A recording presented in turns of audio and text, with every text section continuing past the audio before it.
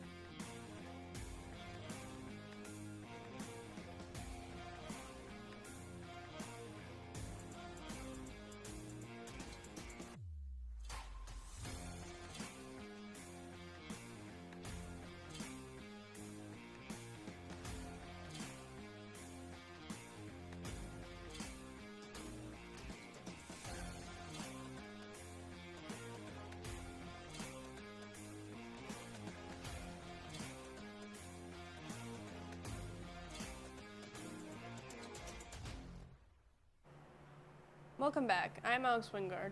And I am Amber Filial. In Afghanistan, at least 6 people are dead and dozens more injured following attacks on 2 schools in western Kabul Tuesday. The explosions happened in the Hazara neighborhood, home to a large community of Shia Muslims from Afghanistan's Hazara ethnic minority. Emergency, a group that offers free medical and surgical treatment to civilians, says 7 injured children were taken to the hospital. That specific region has been targeted in the past by Islamic State. Just days after these young disabled Ukrainian swimmers arrived in Turkey, war erupted back home, and what was supposed to be a 2-week training camp has now turned into 2 months of being stranded here, separated from their families during the most difficult of times. At this public pool in Istanbul, they continue their training. It's also a distraction from the one thing that's on everyone's minds. Wednesday marks the 12th anniversary of the Deepwater Horizon oil rig explosion in the Gulf of Mexico. The blast killed 11 workers on board. It also resulted in the catastrophic release of oil from the rig and the connected underwater well. Over the course of 87 days, it became the largest accidental oil spill in U.S. history. Roughly 168 million gallons of oil spewed into the Gulf. The disaster ultimately resulted in criminal charges and billions of dollars in damages paid out by BP. Britain's Prince Harry is shared new details about his visit with Queen Elizabeth. He told NBC's Today show the Queen was, quote, on great form, end quote, and that he wanted to make sure she's, quote, protected and has, quote, the right people around her, end quote. Harry and his wife Meghan went to Windsor Castle on their first trip to the UK as a couple since stepping away from royal duties 2 years ago. They're in Europe for Invictus Games in the Netherlands. As for the Queen, she turns 96 on Thursday and has largely stayed out of the spotlight after some recent health issues. In Australia, the first leadership debate of the 2022 federal election campaign happened today in the city of Brisbane. Prime Minister Scott Morrison and Labour Party leader Anthony Albanese went head-to-head in an unscripted and unpredictable debate in a bid to secure the votes of undecided Australians.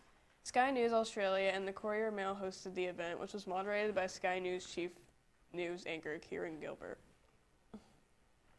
These new mask freedoms might not last too long. The Justice Department says it's deferring the CDC about appealing a federal judge's ruling that struck down the measure Monday. The CDC had wanted the mandate in place until at least May 3rd, while it was determined if it was still needed.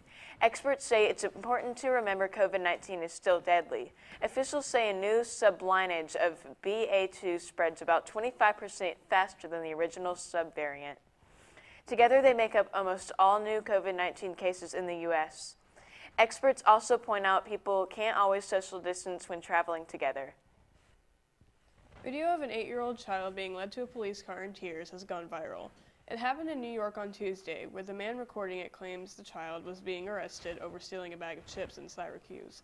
It's now the focus of an internal review by police, who say the child was not handcuffed, not arrested, or charged. They say they brought him home and met with his father. Syracuse's mayor, Ben Walsh, confirmed that the officer knew the child from prior interactions. He says that officer did explain to the child that he would be taken home. Officially, spring has been here for a month, but parts of New York State are still feeling the full effects of severe wintry weather.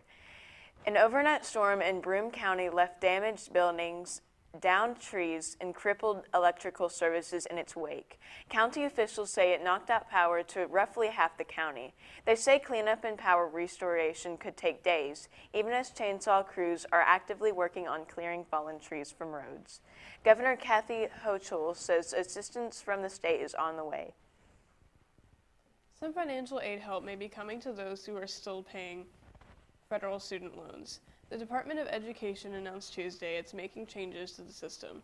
The actions will benefit nearly 4 million people, bringing them a few years closer to forgiveness through the income-driven repayment program.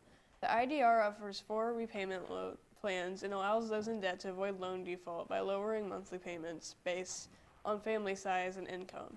It also promises loan forgiveness after at least 20 years' worth of payments are completed. Thousands of other borrowers will also get immediate forgiveness due to the Public Service Loan Forgiveness Program.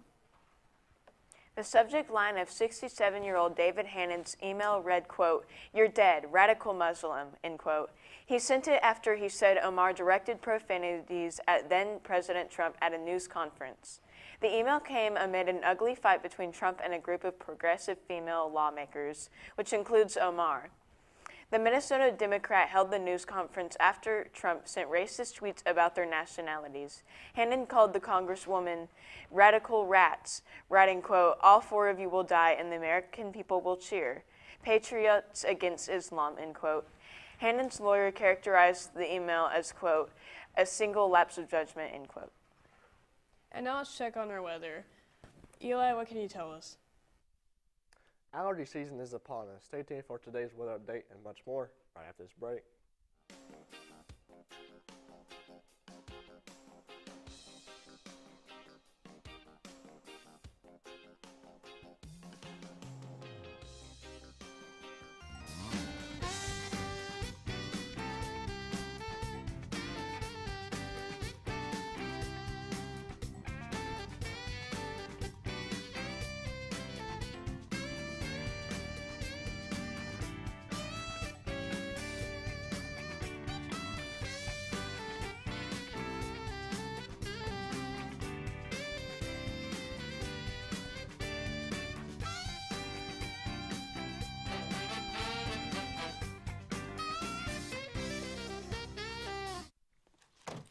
Wow, college already. Yeah. We gotta go. I love you. I love you too, Daddy. And thanks for everything. Gratitude. Pass it on. A message from the Foundation for a Better Life.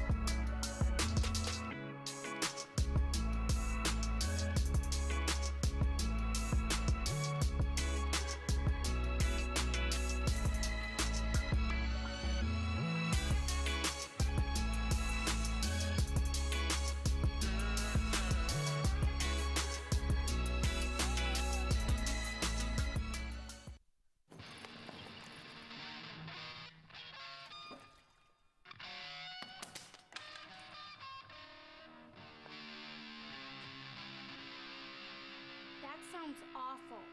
Seriously, awful. But a lot better than last week.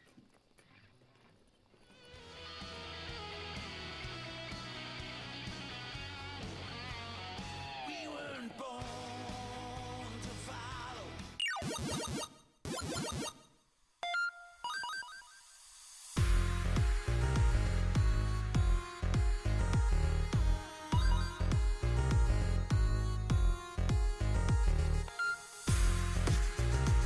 Final round. Fight.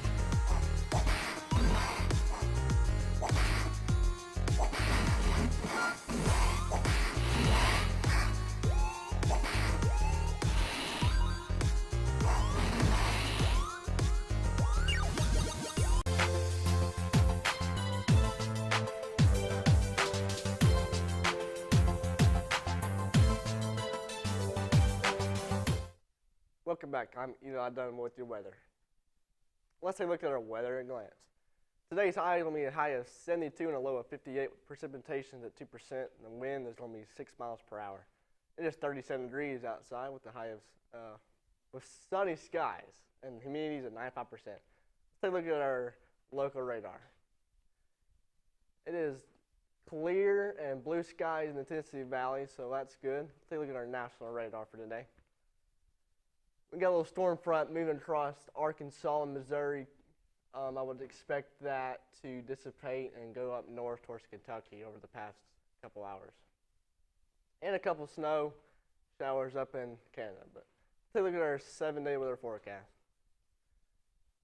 Thursday, high of 78 and a low of 52, partly cloudy skies. Friday, sunny skies, high of 83 and a low of 56. Saturday, mostly sunny with high of 83, 61. Sunday, mostly sunny with a high of 83 and 62. Monday, partly cloudy with a high of 84 and 56. Tuesday, a high of 72, but with scattered showers moving in with a low of 46. Wednesday, partly cloudy with a high of 71 and 47. That is all I have for weather. Here is Madison with your sports report. So on the Atlanta Braves and more right after this break.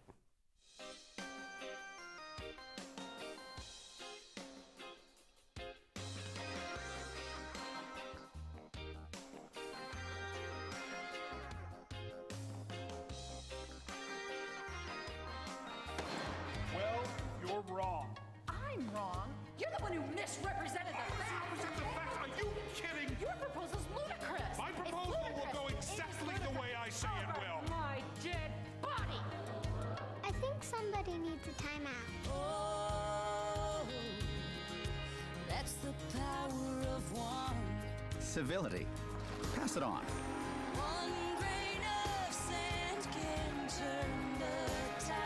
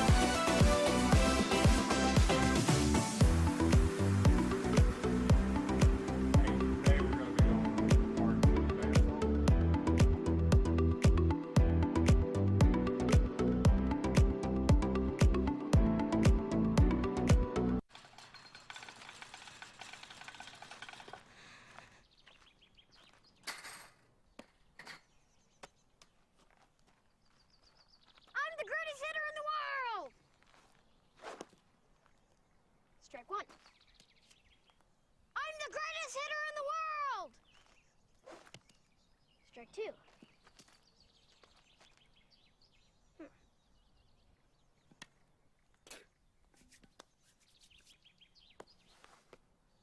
I'm the greatest hitter in the world!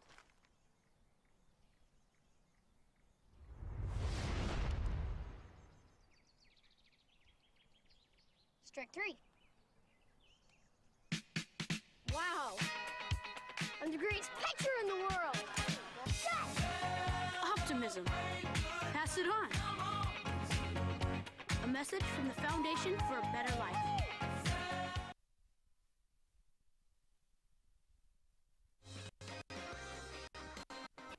Welcome back. I'm Madison Johnston with your sports. Kenley Jansen entered Tuesday's 9th inning to close out a game from Dodger Stadium as a member of the Atlanta Braves. His last out was Freddie Freeman, now a member of the Los Angeles Dodgers.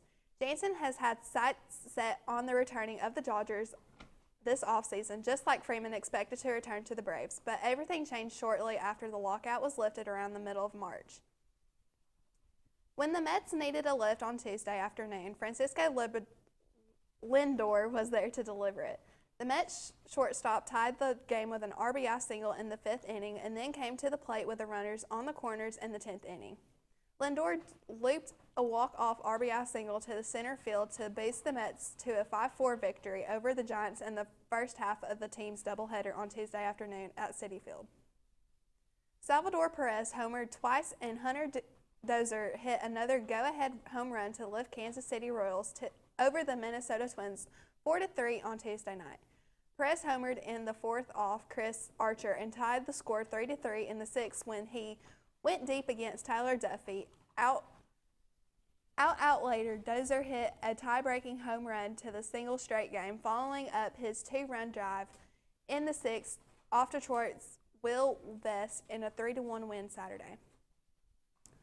Wander Franco hit his first homer off the season, a 2-run drive to the left center in his 3rd inning, and the Tampa Bay Rays held on to beat the Chicago Cubs 6-5 on Tuesday nights. Cubs rookie Suzuki drew the 3 walks, but his 9-game hitting streak came to an end, leaving him with tied for Ankaroki for the longest hitting streak by a Japanese-born player to start the career. That's all I have for sports. We'll have more news with Amber and Alex right after this break.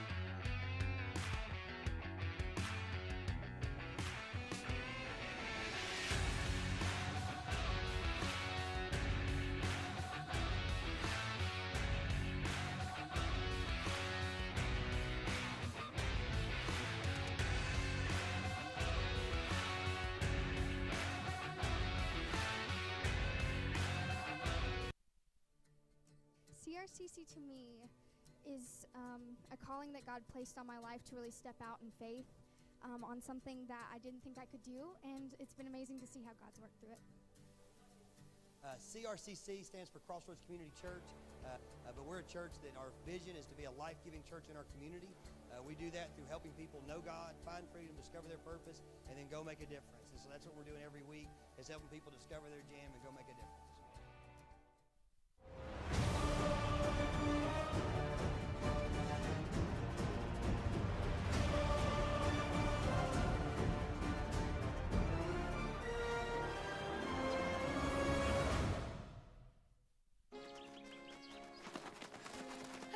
We broke Old Man Hennessy's window. Correction, dude.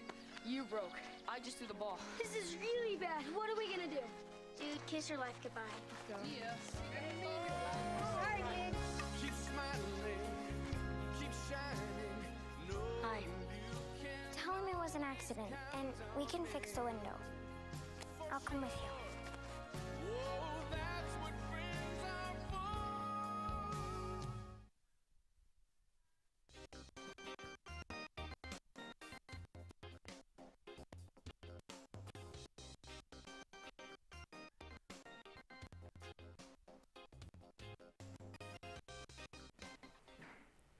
Welcome back. A 25-year-old Alabama man facing capital murder charges in the shooting deaths of his pregnant wife and their fetal son has not pleaded not guilty by reason of mental disease or defect.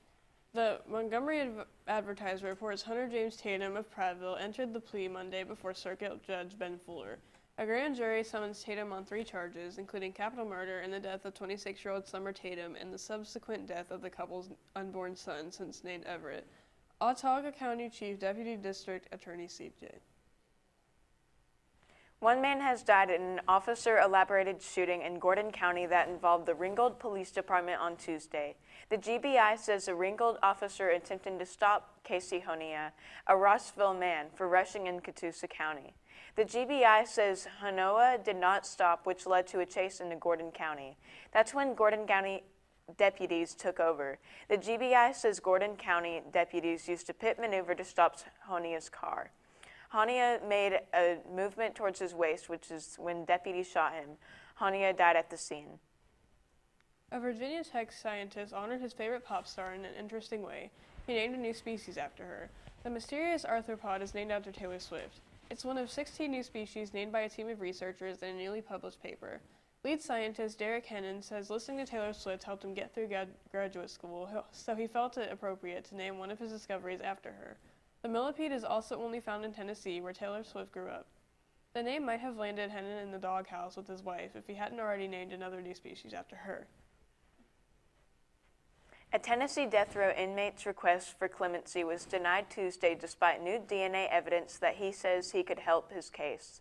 72-year-old Oscar Smith was sentenced to death for the 1989 murders of his estranged wife Judith Smith and her 2 minor sons. He was moved to death watch Monday night. Smith's legal team in a filing wrote that unknown DNA was found on the murder weapon that did not match Smith's.